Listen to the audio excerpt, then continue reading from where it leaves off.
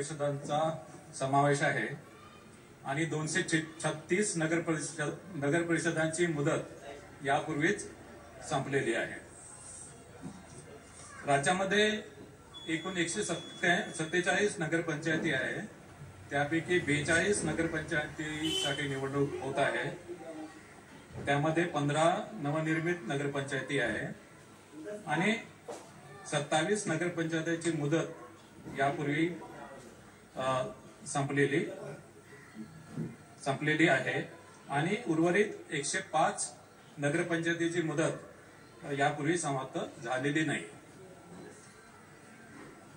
नगर परिषदची साधारणतः सदस्य संख्या ही 20 ते 75 आहे आणि नगरपंचायतची सदस्य संख्या ही 17 आहे।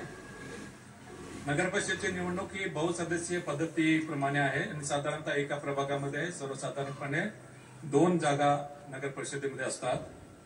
पण नगर परिषदच्या सदस्य संख्येचा आकडा विषम जर असेल तर नगर परिषदेमध्ये एका प्रभागामध्ये 3 जागा असतात, म्हणजे साधारणतः मतदारांना 2 ते 3 सदस्यांसाठी वोटिंग करावं लागेल। याशिवाय नगर परिषदेचा एक अध्यक्ष आहे, यासाठी सुद्धा मतदान करावं लागेल। नगर पंचायत मध्ये आपल्याला माहित आहे की फक्त एक सदस्य असतो आणि एक अध्यक्ष, त्याच्यामुळे तिथे मतदारांना नगर पंचायतीसाठी 2 मतं द्यावे लागते। नामनिर्देशन हे पूर्णपणे राज्य निवडणूक आयोगाने जे संकेतस्थळ विकसित केलेले आहे त्या संकेतस्थळावर ऑनलाईन नामनिर्देशन पत्र स्वीकारले जातील आणि एका प्रभागामध्ये एका उमेदवाराला जास्तीत जास्त 4 नामनिर्देशन पत्र दाखल करता येतील।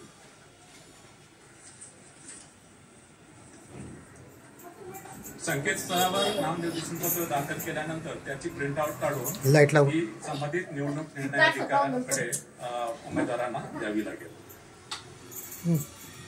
नामनिर्देशन पत्रासोबत जात वैधता प्रमाणपत्र देणे आवश्यक आहे।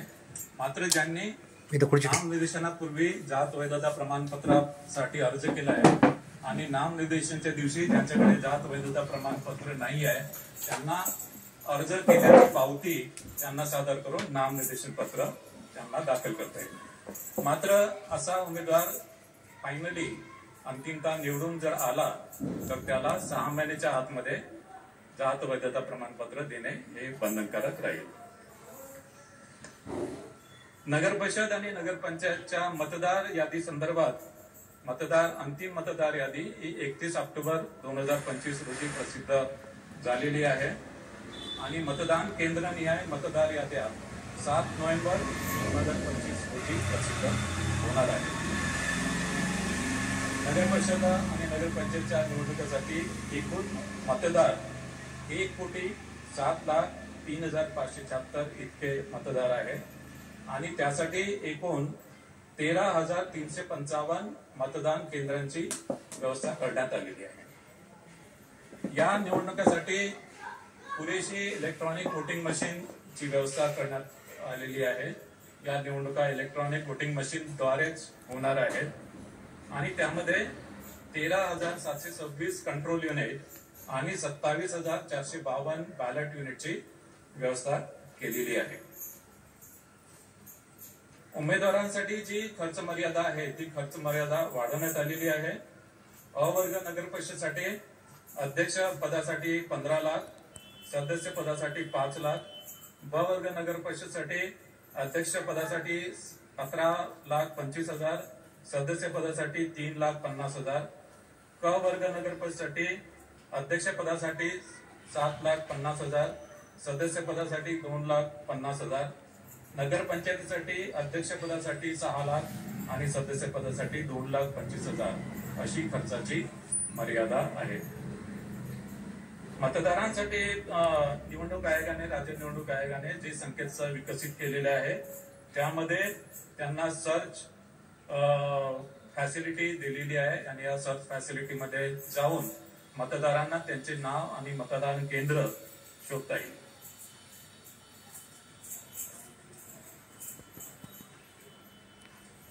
याशिवाय मतदारांच्या सोयीसाठी एक नवीन मोबाईल ऍप सुद्धा आम्ही विकसित केलेले आहे। या मोबाईल ऍपच्या मदतीने मतदारांना त्यांच्या मतदार यादीमधील नाव शोधता येईल याशिवाय त्यांचं मतदान केंद्र शोधता येईल. याशिवाय नो युअर कॅन्डिडेट म्हणजे उमेदवारांशी त्यांनी उमेदवारांनी जे प्रतिज्ञापत्र दाखल केलं त्या प्रतिज्ञापत्राच्या अनुषंगाने त्यांच्या बाबत काही गुन्हेगारीविषयी गुन्हे दाखल केले असतील किंवा त्यांच्या शैक्षणिक क्वालिफिकेशन बाबत आणि त्यांच्या आर्थिक परिस्थितीबाबत त्यांना माहिती मिळू शकेल. म्हणजे नो युअर कॅन्डिडेट ही माहिती सर्वसामान्य मतदारांना ही या मोबाईल ऍपच्या माध्यमाने उपलब्ध होईल. मतदार याच्या बाबतीत जे संभाव्य दुबार नावाबाबत राज्य निवडणूक आयोगाने पूर्ण दक्षता घेतलेली आहे. राज्य निवडणूक आयोगाने त्यांच्या सिस्टीमवर टूल विकसित केलेला आहे आणि या टूलच्या माध्यमाने प्रत्येक नगर परिषद नगरपंचायतीमधील प्रभागामध्ये संभाव्य दुबार मतदार हे डबल स्टार असं चिन्ह त्याच्या पुढे आलेलं आहे.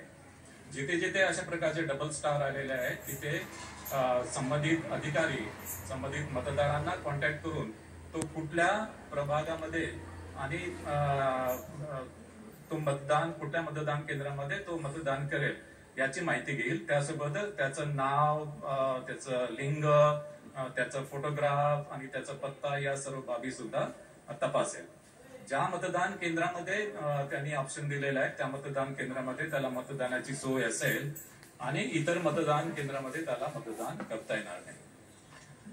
ज्या मतदारांच्या नावापुढे डबल स्टार आलेला आहे, दुबार मतदार म्हणून डबल स्टार आलेला आहे, पण त्यांनी काही प्रतिसाद दिला नाही तर सर्व मतदान केंद्रावर त्याचं डबल स्टार म्हणून नोंद होईल आणि असा मतदार मतदान केंद्रावर आल्यानंतर त्याच्याकडून एक डिक्लेरेशन घेतलं जाईल की या मतदान केंद्राव्यतिरिक्त इतर मतदान केंद्रामध्ये त्यांनी मतदान केलं नाही किंवा या मतदानानंतर दुसऱ्या मतदान केंद्रावर तो मतदान करणार नाही. म्हणजे एकाच मतदान केंद्रावर त्याला मतदान करता येईल. ऑफकोर्स त्याच्या ज्या वेगवेगळे जे अधिनियम आहेत आणि नियम याच्यामधल्या मतदारांच्या पात्रतेविषयी ज्या तरतुदी आहेत त्या ऑफकोर्स प्रिसाइडिंग ऑफिसर या तपासून घेतील. मतदार जागृतीच्या संदर्भात मतदानाचा टक्का वाढावा यासाठी आम्ही 32 वेगवेगळ्या प्रकारचे ऍक्च्युअली वोटर्स अवेअरनेस कॅम्पेन आम्ही घोषित केलेले आहेत आणि संबंधित नगर परिषद आणि नगरपंचायती यांच्या निधीमधून हे जे मतदान आणि काही निधी राज्य निवडणूक आयोगाकडे पण आहे. सोशल मीडियाच्या माध्यमाने आणि राज्य निवडणूक आयोगाने त्याच्या संदर्भात एक गीत सुद्धा तयार केलेलं आहे आणि या वोटर्स अवेअरनेस कॅम्पेनच्या माध्यमाने मतदानाचा टक्का जास्तीत जास्त वाढेल याच्याबद्दल आम्ही दक्षता घेतलेली आहे. वेगवेगळे पोस्टर्स, बॅनर्स, क्रिएटिव्ह आर्ट, भित्तिचित्र, चित्ररथ याच्या माध्यमाने सुद्धा वोटर्स अवेअरनेस कॅम्पेन राबवला जाईल. मतदान केंद्रावर पुरेशा सुविधा देण्यात आलेल्या आहेत आणि त्याच्यामध्ये विशेष करून दिव्यांग मतदार, तान्ह्या बाळासह ज्या स्त्रिया आहेत, गरोदर स्त्रिया आहेत, ज्येष्ठ नागरिक आहेत यांना प्राधान्याने मतदान करून दिलं जाईल. दिव्यांग आणि ज्येष्ठ नागरिकांसाठी रॅम्पची सोय केलेली आहे. याशिवाय व्हीलचेअरची सुद्धा व्यवस्था करण्यात येणार आहे.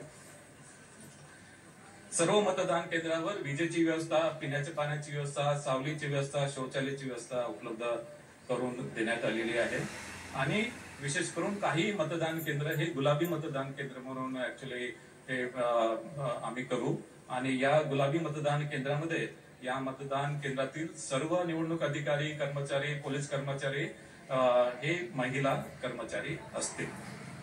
यावेळेस मतदान केंद्राच्या इमारतीमध्ये मोबाईल नेण्याची फॅसिलिटी आम्ही दिलेली आहे. मात्र ऍक्च्युअल मतदान केंद्रामध्ये मोबाईल नेता येणार नाही, त्या इमारतीमध्ये नेता येईल आणि त्या मतदान केंद्राच्या बाहेर एक फॅसिलिटी असेल तिथे मोबाईल तिथे डिपॉझिट करता येईल. मात्र हे कंपल्सरी नाहीये.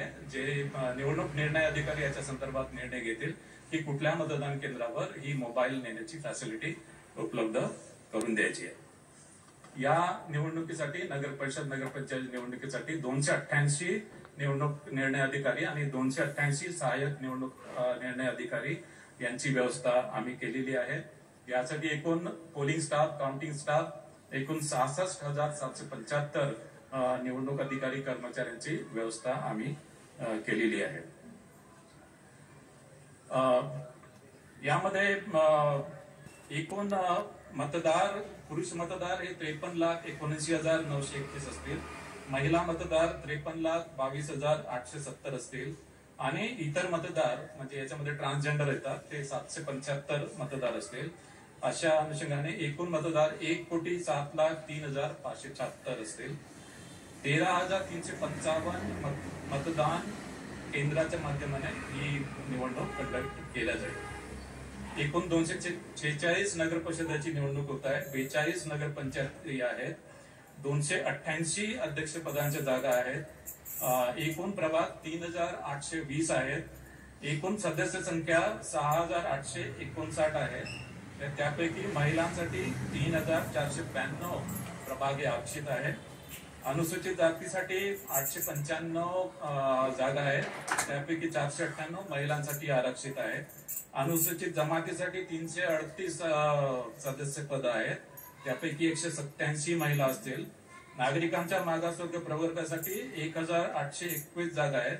त्यापैकी 1,005 महिला असतील आणि सर्वसाधारण 3,805 जागा असतील. त्यापैकी 1,802 महिला असतील.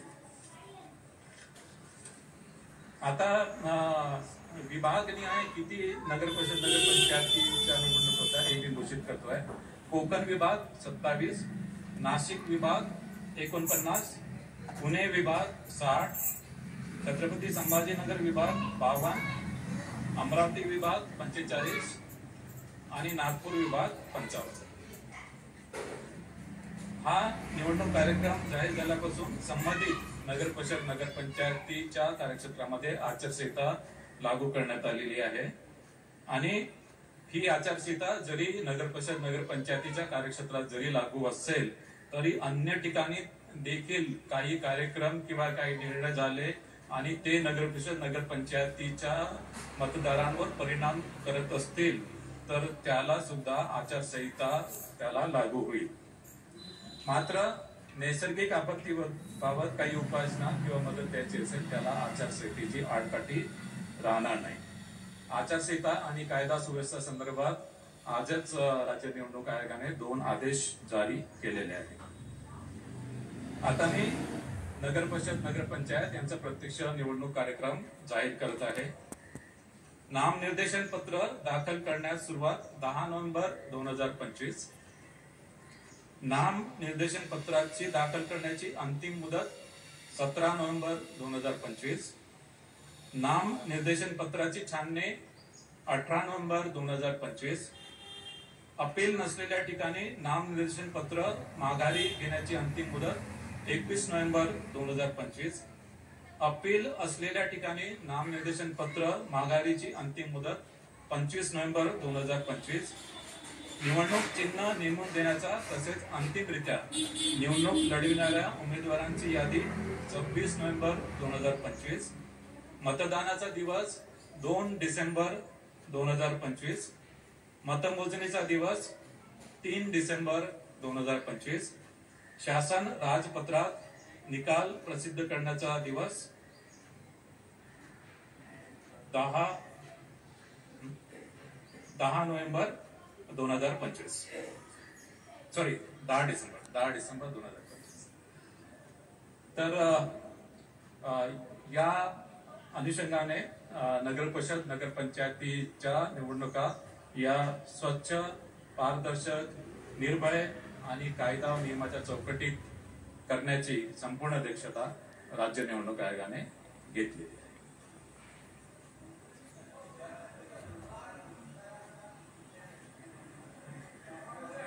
एक करून विचारा. वोटरची कट ऑफ डेट 1 जुलै 2025.